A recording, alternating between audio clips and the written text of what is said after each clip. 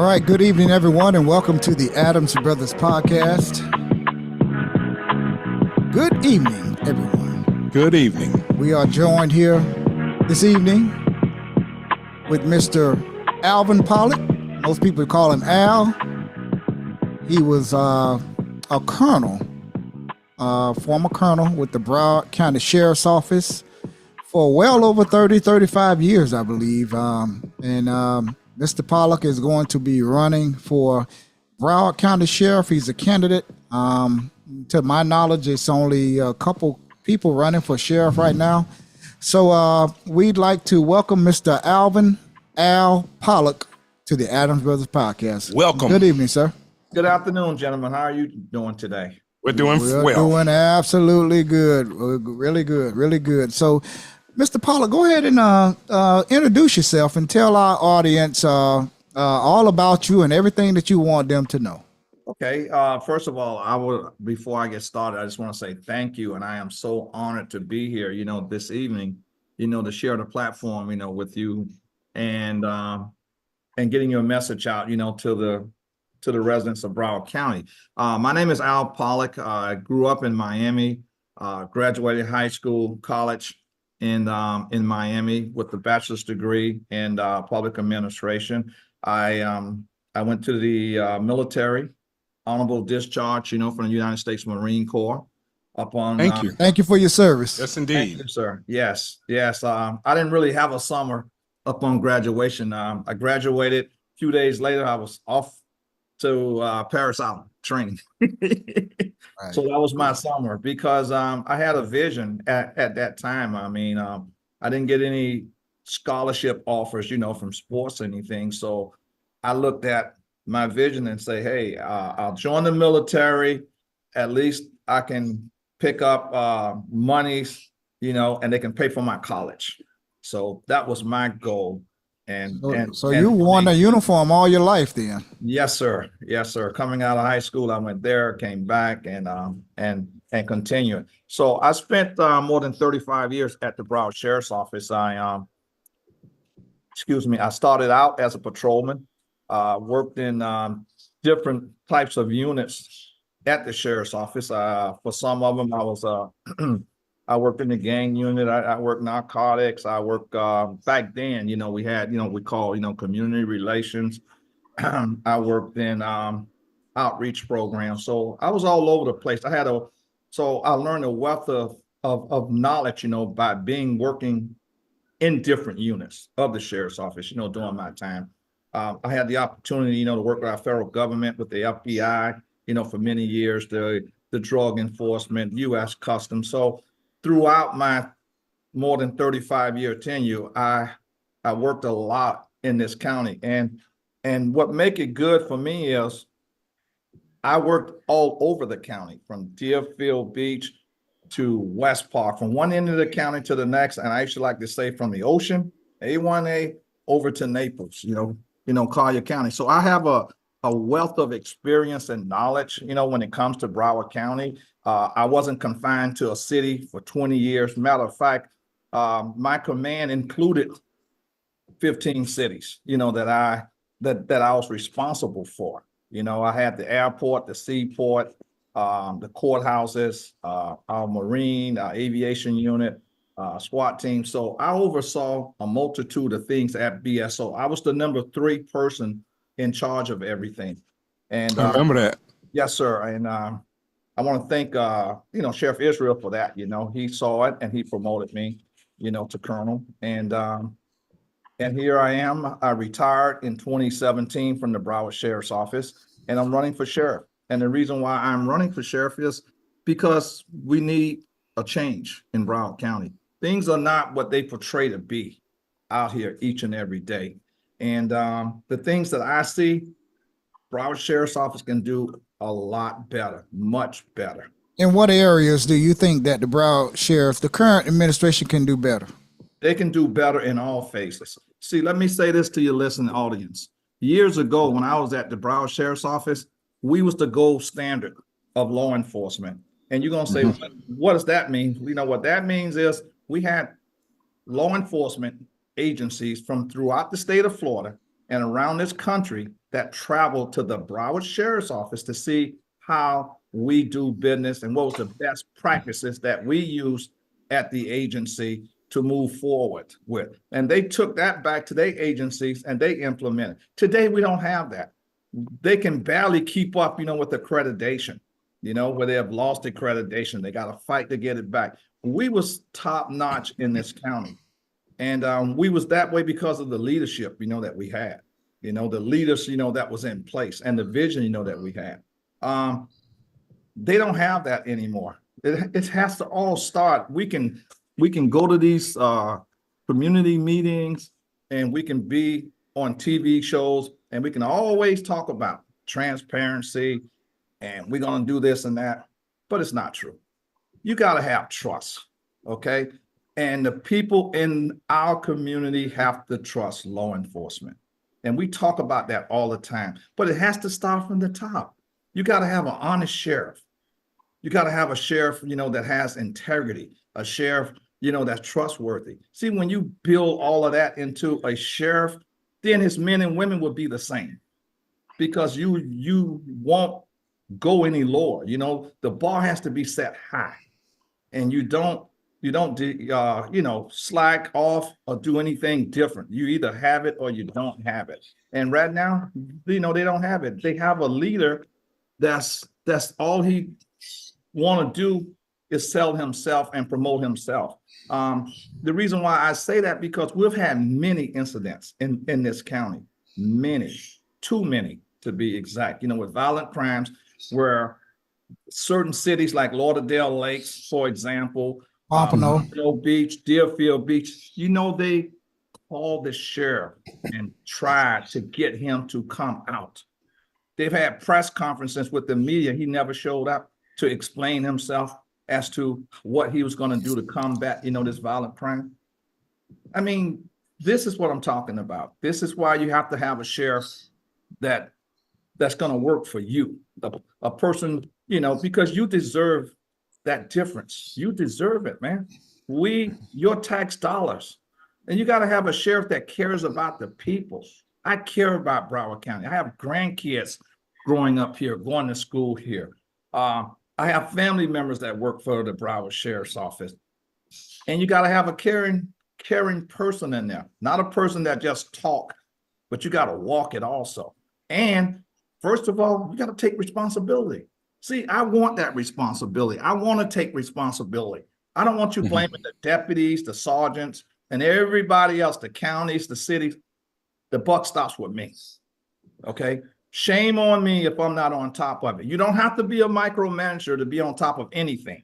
You just have to know your job and know how to apply it and put the right people in the right places that's going to carry out your mission. And if they don't carry it out, let's move on. Next man up. Right. I heard you say responsibility, and I want to talk a little bit about accountability. Right. What about the deputies that out there and they're not doing the right things in the community? I don't know if they're being overly aggressive in the community or they're just not following the policy. How would you deal with those type of deputies and hold them accountable? First of all, a lot of it is just not following policy. That's number one. The way I would deal with it, they will be terminated. Okay. I believe in giving people an opportunity to do their jobs. But if they don't do it the way I want it to do, all I request, my request as sheriff is for three things from all employees. I want you to be smart. That's number one. I want you to be disciplined. And the third thing is professional. The reason why I say smart, because we have a lot of deputies out here today that don't know the law. Okay. Right. They don't know the law. And you say, well, why are they out there? They out there because all they did was went through a class at the college for so long. That doesn't make you an expert in law. Lawyers go to school longer than we do. Okay. You think 6 months in the academy is long enough, or should officers have more training? Well, they should have more training and more continuous training. Right. Continuous training. That's what I say. That's what I'm saying. Right. Because you got to remember, we shoot more than we train on anything else. Okay. At targets. You need to spend more time in the classroom getting training on CIT type of training, how to de-escalate situations, the different communities, how do we get along with them, problem solving, so what I'm saying about that is people will be held accountable. And when they don't do it, then they're wrong. And the reason why I say smart is because you have to be smart to be a deputy. They don't even know the law that you're allowed to have a camera. You can film anything you want to. Right. See, this is what I say about knowing the law. Why are you arresting people and harassing people when it comes to that situation? I don't care what you film, because you know why? I ain't doing nothing wrong. Film all you want to. Right. I'll smile. Okay. And you all are filming as well. And we talked about this last week at the little political forum that you held, and I believe it's SB 10. The law that's coming out July the 1st about that the governor DeSantis signed that's going to be coming out July the 1st is going to take effect July the 1st. Right. About filming police officers and being back 25 feet. And the Supreme Court has already ruled that 10 feet is sufficient, and your answer to that was what about people that film? I have no problem with people filming as long as they're not in your face and you turn around and you're bumping into them. And, 10 feet to me is sufficient also. Okay. Mm-hmm. And I always had a saying, and when I used to tell these deputies, when I was there, is if you don't want people in a certain space, put up what we call crime scene tape. Right. Everybody respects it and everybody knows it. And then there's no excuse then. Okay. Right. That's all you got to do. But you don't have to yell at people and scream at people. Okay.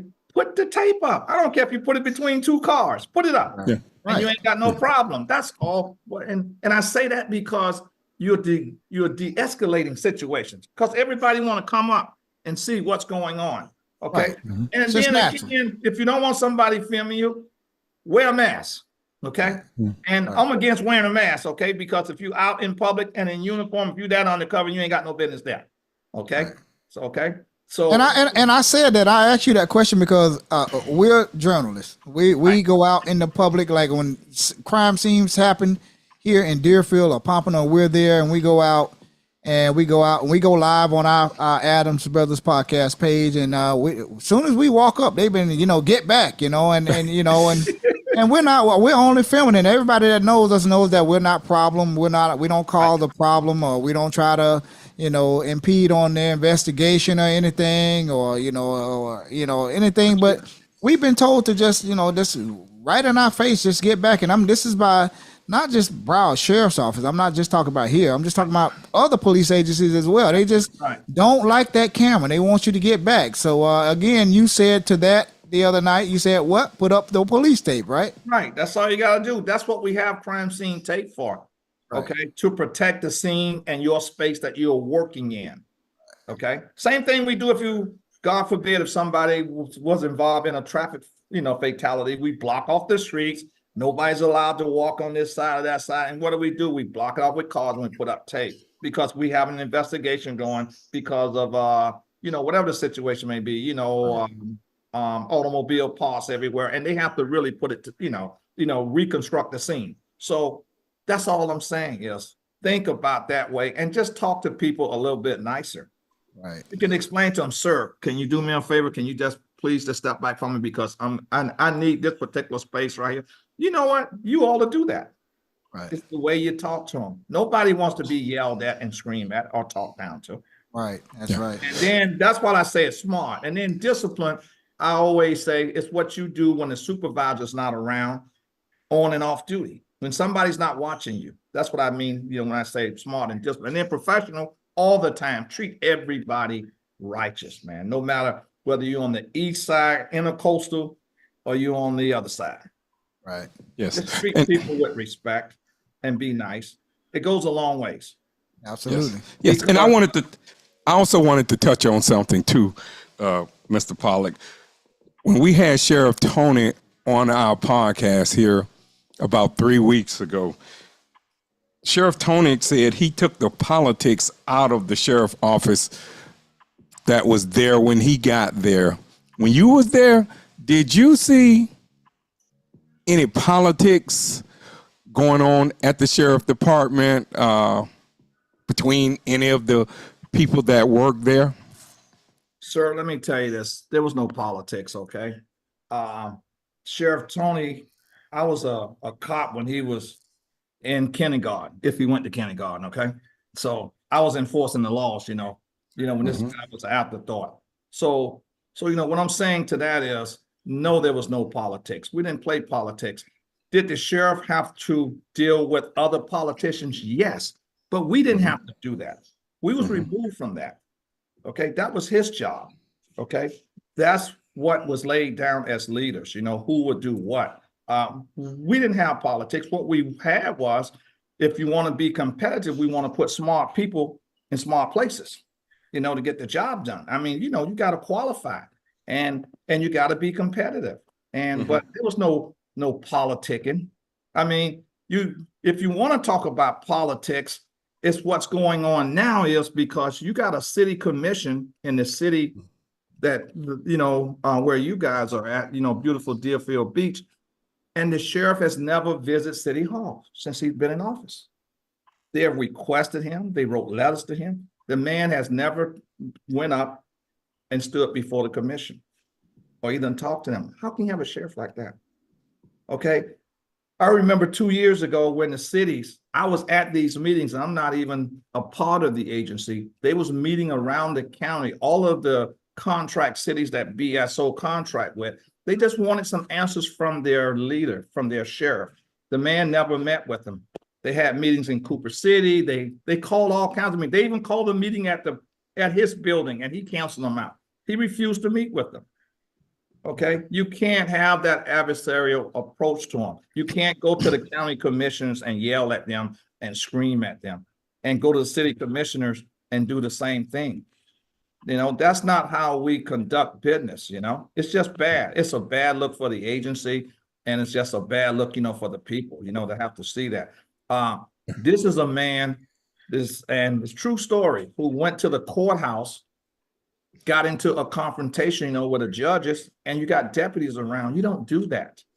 And they hearing them cursing in front of the judge and screaming and yelling. You don't do these kinds of things as a leader. It's just unheard of. I've never worked for anybody like that. I've never had a sheriff in my career, and I've had sheriff since 1977, Ed Stack, all the way up until Scott Israel. Never heard him use profanity, curse, and all that kind of stuff out in public, or either, really, behind the scenes, anything. This guy he just goes off on him. But you can't have that type of mentality around your men and women, because it carries on the streets, because they feel like they can do the same thing, that you do. And we're all human, but people will do whatever you allow them to do and get away with. So, there's no accountability. There's no accountability. And go ahead, Wayne. I'm sorry. And what do you think is the number one thing that needs to change at the sheriff department, and how would you change it? Then I got another question after that. Sir, there's so many changes that need to be done. I have a laundry list of changes that need to be done. One of the first things that I would do is that the public can see immediately is put more patrol cars on the streets. Okay, that's number one. You don't see them anymore. Where are they? Where are they hiding? Where are they parked? Okay. Number two is the uniform. Okay. You know how many people come to me every day and say, please, if you can just do one thing, can you take them out of these military type, Navy SEAL type uniforms? Like they go into to war. You just come into my house to take a report. You stop me on a traffic stop, and they look like that they are in Afghanistan somewhere. You don't have to. We don't need that in our communities. Okay. I personally, when I was there before I left, the city manager gave me a call, and me and him had a conversation of Weston. And I'll say this because he was the city manager of Weston. He told me, he said, I do not want that type of attire in my city. He said, I don't like it. We're not that type of community. Okay. If you coming in to do some enforcement, tactical, hey, you have a right, depending on the situation, do it. These guys wear it every day. It's an everyday thing for them. Okay. We never had that, when I was there. You wasn't allowed to, unless you was on a special mission, you're going after someone that may be a danger to not only the public, but to you. But it's an everyday attire here. And the public don't want to see that. And I also made another pledge during my walk and talk that I'm not going to put a SWAT truck in a parade. Okay. See, SWAT trucks shouldn't be in certain parades. Okay. You having a book bag giveaway. Why do we need a SWAT truck there for? These are kids, man. Okay. We got some better equipment that we can put out there. We got fire trucks. We got all kinds of equipment, motorcycles that kids can sit on and interact. But why a SWAT truck? See, to me, people don't want to see that, and only certain communities have that. So that's going to be very limited, very, very limited. Okay. People don't see SWAT trucks enough that we don't have to keep advertising in an MLK parade. You got a SWAT truck riding down the street and all that kind of stuff in it, or other festivals. I'm against that. For me, yeah. I don't like that look, and I don't like that military look, because if you go to your neighboring cities, Lighthouse Point, they don't dress like that. No. Coconut Creek, Boca definitely doesn't dress like that. It's only the sheriff's office. Fort Lauderdale doesn't dress like that. Pembroke Pines. I travel this county. I'm going, what is wrong with the BSO though? They're the only ones. Listen, everybody can wear a vest. Okay. And I require them to do that. But you don't have to have all of this military, 3 magazines on it, another gun on it, this and that. Just a nice vest to match your uniform color. Everybody has it. Yeah. Why do we have to be like we getting ready to knock somebody out or something? It's the same thing we used to have, that I put a stop to when we had gloves. Deputies used to get out of their car. The first thing they do is like they scrapping up, man, putting on black gloves and all, holding hand all up. Come on, man. No, ready to go hands on. Right. Seriously, you don't do that kind of stuff, man. See, yeah, we saw that before too. You think the black neighborhoods are over policed? Black community? No, sir, I don't think so. I think that we just have to get the right people to police the black neighborhoods. They're not over policed. I mean, if it was me, then black neighborhoods are not being policed enough. And what I'm saying by that, gentlemen, is I'm not talking about coming in there bothering people for standing outside of a store talking or just having a conversation for a few minutes before they go home from work. Now, I'm not talking about that. I'm talking about just crime in general. They want to go out and jog at 5 o'clock in the morning without being stopped by the police. They want to be able to sit out on the porch without somebody driving by doing things. They want to have their cars feel safe, just like other neighborhoods. So I don't see it as over policing. It's just the attitude of the way they police it. Yeah. Because I agree there. Because if it's anything, you may not even have a car in your zone that you don't even know about for weeks. And the only time you get them is when they call you. Everybody else have one. See? So I don't think it's over police, because if it's over police, you'll see them on every corner. They don't have that type. Okay. But no, the answer to that is it's the people that we put in there. Okay. They can't treat you because of your color the way they treat everybody else. See, I've been in this law enforcement, for a long time, and I learned a lot of knowledge. And I've seen the difference throughout my career where you can go to, and I've been a victim of it too. Okay, seriously. And I worked at BSO. I've been stopped and been treated differently. While you were in uniform or out of uniform? I was out of uniform. Listen to this one. I'm gonna tell us the story. Because I got quite a few. I went to our motor pool to get gas. I was working undercover at the time. Okay, the only way you can get in the gate, man, you got to know the code. You got to have a card. I pull into it. This was about 9 o'clock at night. We pull into it. I had my wife with me. She's a police officer also. Right. We pull in. I pull in. I see this deputy. He's getting gas. Him and another guy. They was getting gas. Evidently, he was training someone. I found out later. I pulled up next to him. I got out. you cannot get gas without inserting the card. It's just like a credit card. You have to insert the card, put your mileage in, all that other good stuff. So evidently I had to be here to do this. He looks at me. He didn't say anything. I look at him. He said unto me. So I pump my gas. After I pump my gas, I get ready to leave. He's still fooling around, whatever. I pull out. I see this car race up behind me to the gate. I'm going, oh, okay. Maybe he's going to a call or somewhere. I don't know. So you just can't drive out the gate. The gate has to slide open, and let you out. I pulled out. I look at traffic. As soon as I pull out of traffic, he put his lights on. So why is he stopping me? What did I do? So I go, I'm not going to stop here and be embarrassed by all these people because I'm on the main highway. So I pulled over eventually, went down. I pulled over. He came up and he goes, license. I go, sir, what did I didn't say, sir, I'm sorry. I said, what did I do? What's the problem? I need your driver's license. I need that. I said, what? I said, what did I do? And then my wife had said, hey, what did he do? And then he said, oh, I know you. Well, if you know her, what's the problem, with me? Right. Okay. So then me and him went, we exchanged a few words. I say, really? And so he gets on the radio and called for a supervisor. No, I demanded a supervisor. Hey, you need to get your supervisor over here right quick. He was having to take. So I went and I got my radio and told him better get somebody over here because this is not going well. Okay. And make a long story short, I found out this guy, he just had a habit of, he thought I was stealing gas. Oh, wow. That was his excuse. I go, really, dude? So I said, you know what? I didn't even stick around because when the supervisor showed up, instead of bringing us together and talk to us, because you know who I was too, he went over and started talking to him and just totally ignored me. I said, hey, I'm out of here. Y'all do what y'all got to do, man. Okay. Right. I refuse to be treated that way.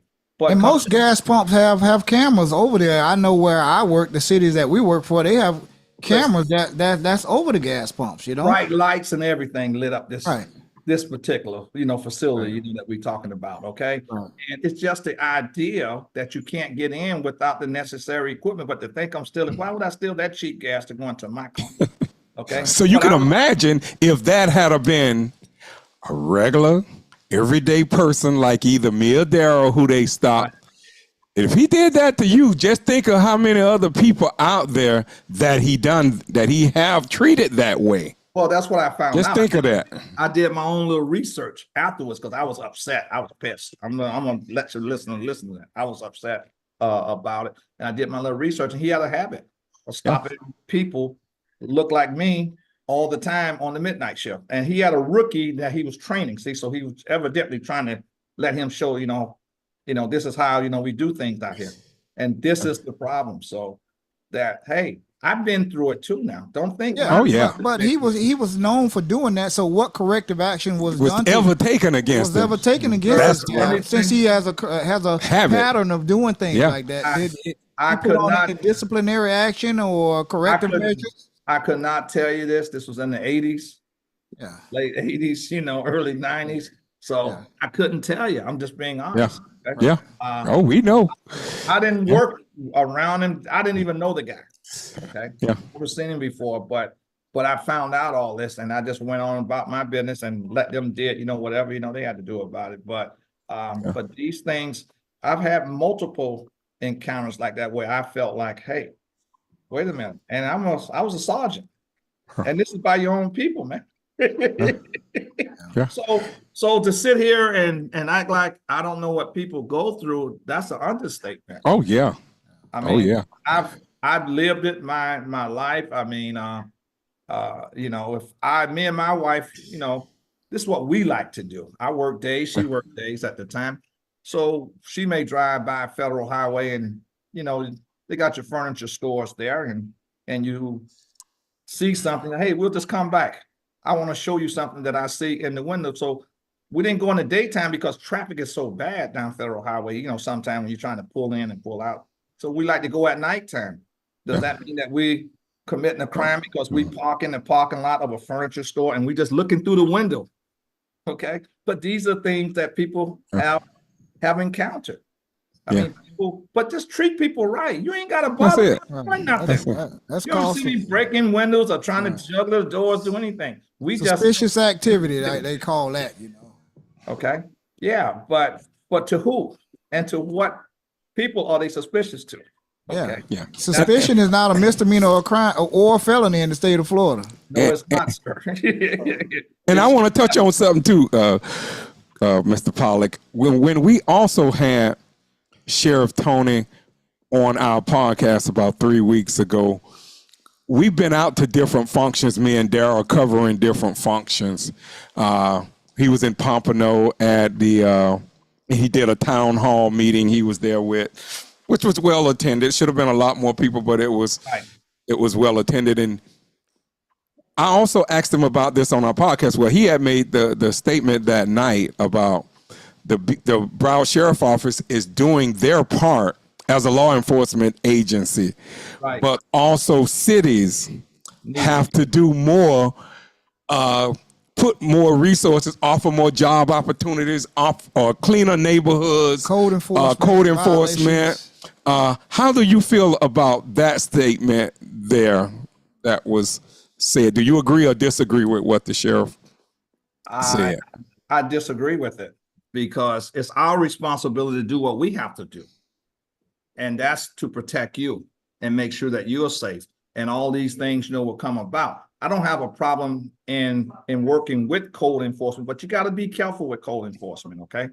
All right. When you're talking about going into the Black community, I've seen a lot of cities in this county where we are over code enforcement, where there are people losing their homes. Okay. To a system that want to bring in developers. Okay. And you get tagged for the littlest thing, you barely making it, on, living. And then they want to come in here and tag you with fines every day until you correct something. Listen, I believe in all of that good stuff, but it's the way we do it. We have to be careful with it. Okay. And sure, the city can do better, but that's why we elect city commissioners and city mayors and all. If they don't do the job, then get them out. But my job is to make sure that the businesses come in there by keeping the neighborhood safe. See, nobody wants to move into no community that they feel in their hearts that is unsafe. The schools are not safe, and it all comes back to crime. Because before you put your child in school today, you can go to the local police department. You ain't got to go, to the majority of them. Just pull up on the computer and see how many crimes have been committed in certain neighborhoods and all.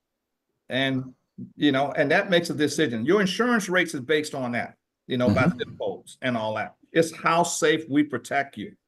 It affects everybody. So I would want to concentrate more on what I need to get done. And then you can have those conversations with the cities and all. But my main job is to make sure that people are safe and that they can go out and the kids don't have to get shot coming home from a basketball game or something, or at a party, So Right. That's what I want to concentrate on by being more visible there. See, it's easy for me to point the blame to everybody else because maybe they don't have the funding. I don't know what the CRAs do and all that stuff. I know what they do, but what I'm saying is I don't know what their budgets are like or what their money's like. I don't want to get involved with all that stuff. I just want to do what I'm supposed to do, and that's make sure our schools, our neighborhoods, your travel, everything is safe for you.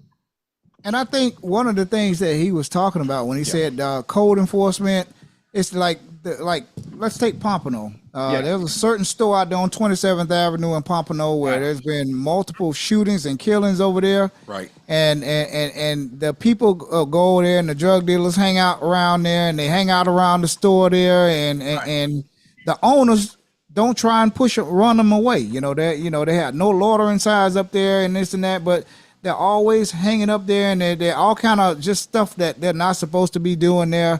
And I think that's what Tony was talking about. Put more pressure on the owners, not the owners of the buildings to help push these drug dealers out of there and people that hang around with guns. But that's true too, and I believe in that also. But there's other ways that we always did it. See, what we did was we created a team. We had law enforcement, we had code, and we had fire. And we worked together. We had a team, task force, if you want to call it, but we had a team. And when we have those situations, that's what we dealt with. We went in as a team. And not only that, we also got the agricultural, department and the health department to come in Because you know why? A lot of those stores, they got outdated food. See, it's a lot of little things that you can do, okay, that they can go in and tag them for. Do you know if you sell cigarettes to minors, you know they can lose their license too. Right. Okay, they can lose their beer and wine. We, you know, how many stores that we in those type of situations, you know, that people came into the Black community and all they want to do is make money, but they never put money back into it, and they took an advantage of the people, and we went after them, you know, for selling alcohol to minors, and they lost their license for it. Okay, but this is what they did. They went back and they changed the name of the store, and they hit a whole new set all over again. Okay, Yeah. These are the approaches that we did. Okay, and it's easy. You know what? Make that, whoever worked that zone, that's where I need you to be at. Go there and park right there. Hang out right there with everybody that stand right next to them. Yeah, you got to make them uncomfortable. Right, and that's where the patrol vehicles come in at, and doing it. And see, you just go in there. I always had with us, we went in and we told you what we was going to do before we did it. Right. We went in, it was no surprise, and tell you, this is what's going to happen if you don't correct A, B, and C. Right. And that's what we made them do. Should they, and I agree with the city, make them clean up a little bit more around, the areas and all that. And guess what else you can do? You can put a time limit on them that they can have to close, pass an ordinance. Right. You do it for everything else, that the store has to close at 11 o'clock or whatever time, the city deemed necessary. Right. Wouldn't get into that. And there's supposed to be a county ordinance. Right. If I'm not mistaken, maybe a state that at nighttime you're supposed to have 2 clerks in the stores. Yeah. Right. And even when we had the sheriff on, we had people comment in the comment section, and they were commenting about the increases every year that the sheriff department 6 to 8%, I believe. every year, and a lot of people are upset about that and find it excessive. Even here, I heard some of our local politicians here in Deerfield one time saying that they thought that the sheriff department was asking a whole lot with, I think, 6 to 8 increases. And I think we asked the sheriff, he said that wasn't true, the 6 to 8% increases, and one of our viewers said that wasn't true in the comments or either after that. But how would you maintain control and maintain the budget of the contracting cities if elected as sheriff of Broward County? Well, one thing I'll do is you got to be open and honest, with the cities, okay? And you have to get what you're paying for. You're not getting, what you're paying for, okay? That's number one. Number two is the sheriff budget this year, he's asking for $1.53 billion from the county.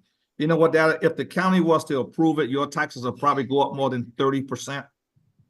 1.53 billion. That's the biggest budget. You can take about 5 cities and put them together, law enforcement cities, not the whole city budget, but the law enforcement, and it won't even reach $1 billion. Okay. We have to be responsible for the people's money and how we spend their money. See, one thing about the sheriff's office today, it's a lot of waste at the sheriff's office. A lot of waste. And you just have to cut out all of that, the budget wise, with all these unnecessary positions. And all you got to do is, if you're having situations, we have to be mobile enough that we can move people around in different positions and different areas to help fight the problem, that we're having. Okay. You're having a burglary issue. You work together as a team and move them around, to deal with. You don't have to. This sheriff here, every time something comes up, the first thing out of his mouth is, I need more money. That's all he equates it to, more money. Okay. And you don't always need the money. What you need is the people to do the jobs and take the resources that you have and spend it appropriately. See? I think he was asking for 3 or 4 new helicopters, if I'm not mistaken. He wanted 4. 4? Yeah. And Plantation, he said he wanted 6. He said 6. He want to get 4 at one time. You don't need that many helicopters at one time. And the type of helicopters you want, all you got to do is scale back on the size. Okay. I know everybody wants to ride around in a Rolls Royce, but you can also have a Volkswagen too, okay? And still Yeah. get to work on time and still do the same job. I've talked to people in the helicopter business. I've talked with other agencies. We don't need all of the things that he's talking about at one shot. And we don't need to spend that type of money on all the things, that he's talking about. It's, again, being responsible to the taxpayers. And that's all I'm saying. Listen, one of the biggest problem of it is if you look at BSO today, and I don't want to, and it's not the deputies, okay? It's the administration. The cars they are driving, why are we paying $70,000 and $80,000 for vehicles? Why? It doesn't make sense. We can drive a Ford Explorer. Why does everybody have to drive a Denali? See? Okay, no, I'm keeping it real because that's They're going to expeditions too, the bigger expeditions. Okay. Yeah. Gas guzzlers. Right. We used to buy cars from the state bid. Everybody does it. The good law enforcement agency, we have what we call a state bid. Everybody jumps on the state bid. Whatever the state is paying for vehicles, we pay the same price. Okay. So nobody can say you paying $10 more over here and they paying $5. We go off the state bid. We used to have it where we got all of our patrol cars to get shipped in from Jacksonville, different points, but we got them off the state bid. That's the state of Florida's bid for these dealerships. They will come in already pre-packaged. All we had to do was put a tag on them. They had the color scheme on it. They had everything ready to go to work. Now we're paying some outrageous prices to people that we shouldn't be paying. $8,000 to set up a car and $10,000 and their cars looking like Christmas trees. And we don't need all that. A waste of taxpayers' money is what I'm saying. A car should be specific. Okay. This is not your personal car to go home and tow a boat with. And you guys know what I'm talking about, and to do what you need to do. Okay. I hope they're not doing that. Hey, okay. All of this will come to light. Okay? Trust me, okay? Right. So it's just that things like that, we can save money. We can save a lot of money. And the money that we save can go towards the employees, for their raises. Right. All right. So we're around here talking about now, you want more money for this and that. What about the money, that we use? See, one thing about the sheriff, he can spend his money any kind of way he wants to. He's a constitutional officer. So whatever the county gives him, they can't tell him how to spend it. If they said to the sheriff, I want 100 cars tomorrow, he doesn't have to buy 100 vehicles. He can tell you need 100 and you give him the money for 100, but nobody holds him accountable for that. Yes. These are the things that goes on. You spend it the way you want to, as long as you come back with a balanced budget at the end of the year, fiscal year. Right. I have the other night, last week, and I told you and the other people that were at the church that one of the reasons why my brother and we podcast is because of our sister Angela Savage was brutally murdered, beaten, raped, and dumped side the road here back in 1986. And it was a cold case for 25 plus years. It was closer to 30 years before it was actually solved and a person was convicted. And we talked to the sheriff about cold cases. There was extremely too many cold cases sitting on the cold case shelf. If elected, what would you do to alleviate some of these cold cases that are sitting on the cold case shelf, and these families are just looking for answers and closure and everything? What would you do to get more detectives on these cold cases and to help them get solved? First of all, every case is important, whether it's cold or it just occurred. And one of the things that I would do is make sure to hire more personnel. You got a lot of cops out there that are retired investigators, homicide investigators too. You can hire them to work part-time. You know what I mean by part-time? Put in 30 hours a week, 25 hours a week. Bring them in, assign them to this case, and let's go. See, technology has gotten better over the years. Okay. Right. So the technology that we had 20 years ago is so much better now. We need to go back, open up those cases, do some more testing, and see what can we come up with. And maybe we can jog some people's memories or something, but everybody deserves an opportunity to get their case up front. I know a lot of times things go just like if something was to happen today, just because the lead stops, and we put it on the sheriff and wait another 30 years for somebody, to get it and just open it up and then decide to, no, you need a squad daily that's assigned to nothing about that. I mean, nothing but for that. And I don't see why you don't take funding and do things like that with, So those are the things that I want to do, is make sure, that we do, we give the people the answers. Another thing that's troubling to me is we had a lot of deaths in our jail system. And there's some families, all they want is answers. These are not cold cases that's been sitting there. They just waiting on the sheriff's office to make a decision on who's wrong and who's right. Why can't we bring those to resolution and get them over with? People just want answers to their loved ones. Unfortunately, they got arrested. They go in handcuffs and then they come out in body bags. And it should not be that way.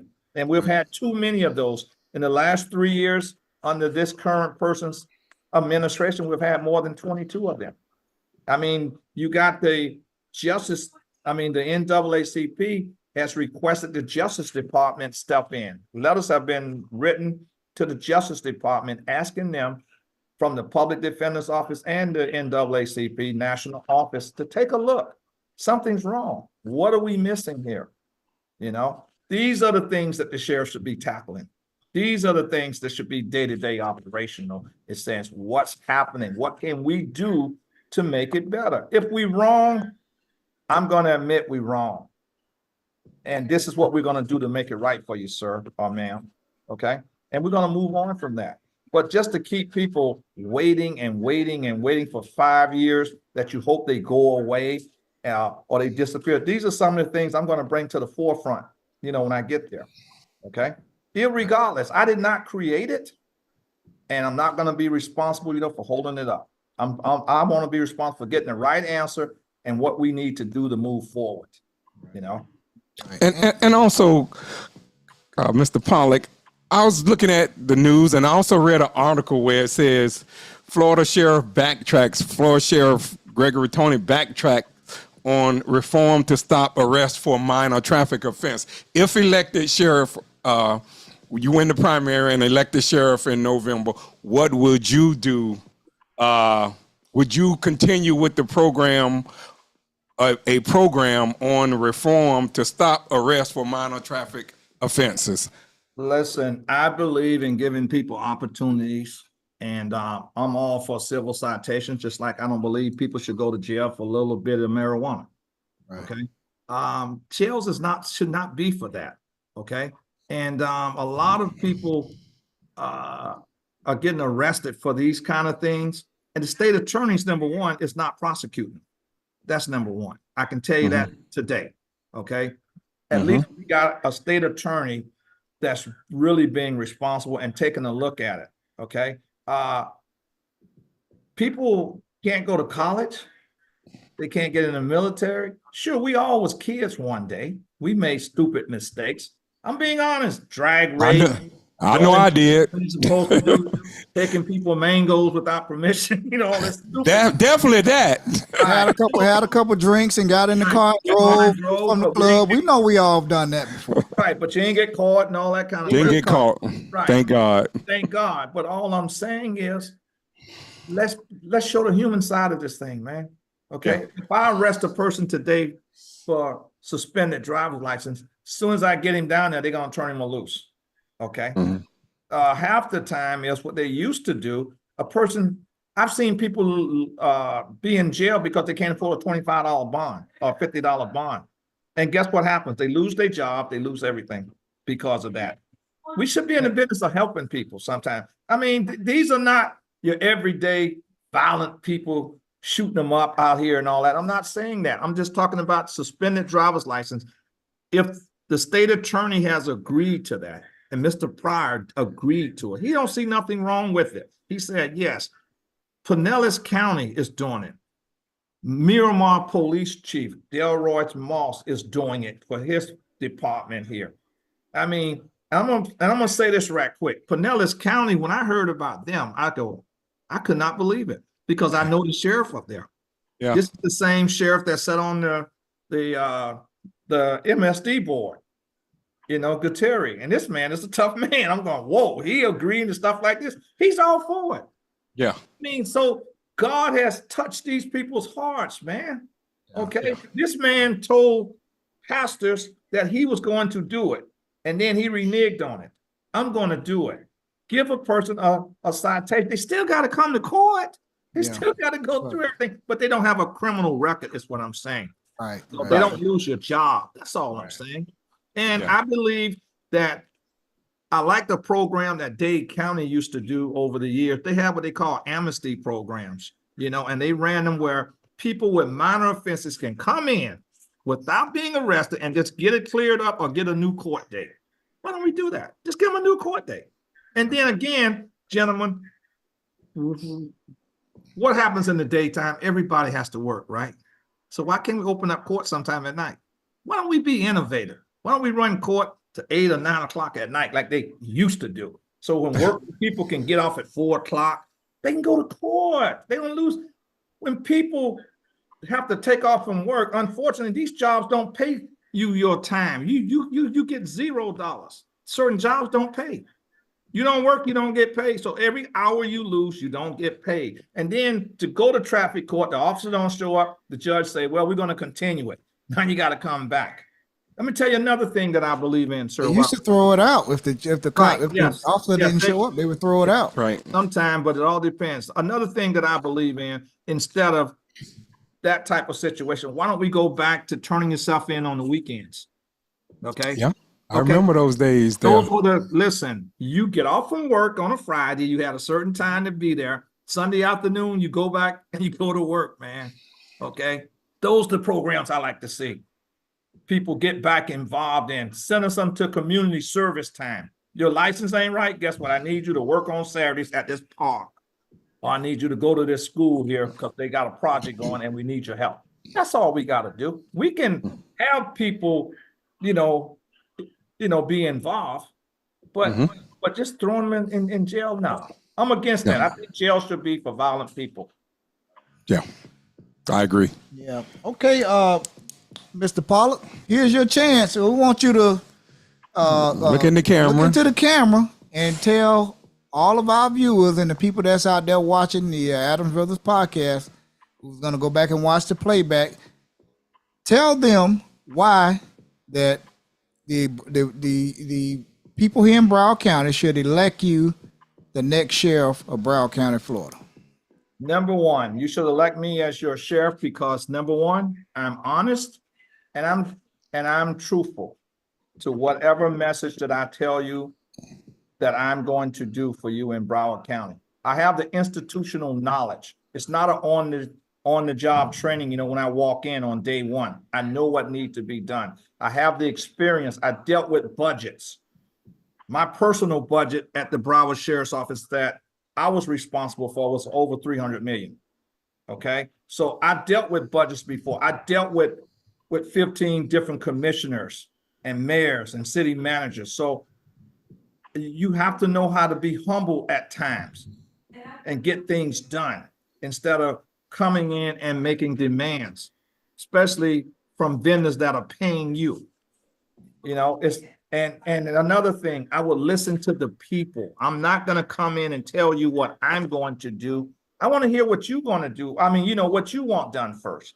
See, it's easy for me to come in and say, okay, you want a meeting with the sheriff and there's a situation. I just come in and just pointing my fingers and telling you, this is what I'm going to do. It doesn't work that way, okay? You need a voice. Tell me what you want done.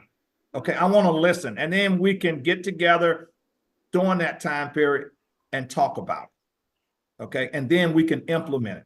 Or we can't because of certain regulations that we may, but at least we can talk about it. Okay, I want to listen to the people. Each community is different, okay, in terms of policing. So everybody's not the same. You may have a traffic problem in one area. Yours may just be a simple parking issue that we can resolve by just knocking on doors and talking to the neighbors about it, to get it resolved. So that's what I mean about listening to the people. I'm also going to create and see every time I say things, guys, they take these ideas and they run with them before I can implement them. I'm going to have a student advisory committee throughout this entire county of students. And I'm going to put that together. And I want, it's going to be an advisory board where they advises me. And I'm going to meet with them. And we want to talk about issues, from throughout this entire county. I've been speaking with certain people that are tied into this. And this is one of the things I want to do with the young people. Young people need a voice too. Sometimes they have some of the best ideas. All we have to do is just listen to them because they are out there. And I just want to bring us together more. Also, I will create a swimming program, for all the kids in Broward County and teach them how to swim. We're losing too many young kids. Good idea. To drowning, and we will pay for it. We will find the money and we will pay for it. Okay. I want that to happen. Also, I want to increase the firefighters program, that a lot of more minority kids can get involved into the program. Okay, we're still lacking Black firefighters and Black paramedics in this county for the sheriff's office. And I just want to make sure that we're represented, Also the same thing, with the explorers. And then I want to take it another step further. I found out that throughout my career that when we hire younger people, they turn the job into a career. And that's what I'm looking for, career people, not somebody that just want a job. So I want to go into the 11th and 12th grade and seek these people out of school, because maybe someone don't want to go to college. They want to stay here, because of whatever reasons. I want to offer them jobs into our communication center. Our communication center tops out at $96,000 a year. Okay. So I want to bring them in on an intern basis while they're in school so they can learn it. It's just like our Explorer program. You can learn how to do this. And then once you learn and you graduate, you got a job. All you do is transition in because you're already with us. Right. Then we hire you full time. And then I just want to create some summer programs also, for our kids. I believe in our kids and that we can bring them in for talks and teach them, how we go about, in law enforcement. But one thing I plan on doing is making sure that Deerfield Beach is included in it, because Deerfield Beach always gets left out for some kind of reason. Everything stopped in another city. I'm not going to call the name, but they always come up short. And I just want to make sure that I reach out. I know you're the most northern city, but you still should not be left out. And I'm going to make sure. We want our piece of the pie. Right. I want to make sure that we take care of Deerfield, because we can do a much better job. And it's just so much, that we've lost over the years, and it has nothing to really do with money. It's how we spend our money. Oh, yeah. Right. Especially, with our PAL programs and all. Right. Okay. I remember we used to be in Stanley Terrace. That's how I met my wife and all. My wife was there. Right. I remember her there with Mr. Bingham back in the days. Bingham. Right. All of them. Dallas, Fred Davenport, all of them, man. Those were the days. And guess what? Those kids love them and they love those kids. Yes, they did. They never had an issue with those kids. To this day, people still see my wife and calls her and talk to her. She's like a mother figure, to some of those kids. I mean, that's the relationship that we don't have anymore. Right. That's what I want to work on strengthening and getting that back. Okay. Why can't a deputy, if he's working in a zone on a Sunday, stop by and say hello to a pastor in the church? Come on, man. Are we that busy? I know we get busy sometimes, but why can't we just stop by and say, hi, Pastor, how you doing, sir? Right. Do you need anything? I'm just checking to make sure everything's okay.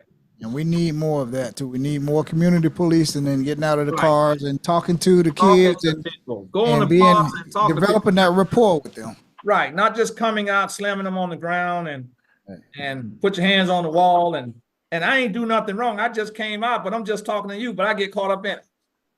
Okay. Just for talking to you. Come on, man. That's wrong. Okay. Early voting starts when? Early voting starts August 10th to August 18th. And the primary is August 20th. And I would love for you to vote for Al Pollack for Sheriff of Broward County. I have a website. Please check it out. I'm going to spell it out to you. It's Pollock, the number 4, sheriff.com. And you can learn more about me on there. And I just love this community after spending more than 35 years at the Broward Sheriff's Office. And I love this county. This has been my home since 1977 from Miami. You know, I transitioned up and I love it. I love Okay. everything about it. But we can do, when I say we, my agency that I love so much, the Broward Sheriff's Office, can do a better job in what we do. Okay. And I want people to hold us accountable for that, for doing our job. All right. Thank you. We've been talking to retired Colonel Al Pollack. He spent 35 years with the Broward County Sheriff's Office, and he is a candidate for the Broward County Sheriff job. And he's asking for your vote in August 20th. 20th is the primary. August 10th is the early voting. The only candidate that has the true knowledge and experience to run the sheriff's office and to right the ship, to make it better than what it is now. Okay. All right. Good Mr. luck. Pollack, Al Pollack, thank you so very much. You always stopping welcome by. here in the future. We always tell you that. Adams Brothers Podcast. I would Thank love you. to be back, sir. Thank you. Say hello to your wife. Again, I met her the other last week, and we wish you well, sir. You win. You come back over here. Make sure you come back over here and talk to us here over at the Adams Brothers Podcast. I'm gonna be a regular, man, and you guys can come down and get your stories like you need them. Okay. All right. All right. Thank you. Thank you very much, sir. And good luck on August 20th. Good luck to you, Yes, sir. And continue to be safe out there. And we'll be standing by for the results. Yes. Thank you, sir. God bless you. Thank you. You're God welcome. bless Have you. a wonderful evening. All right, you too. Bye.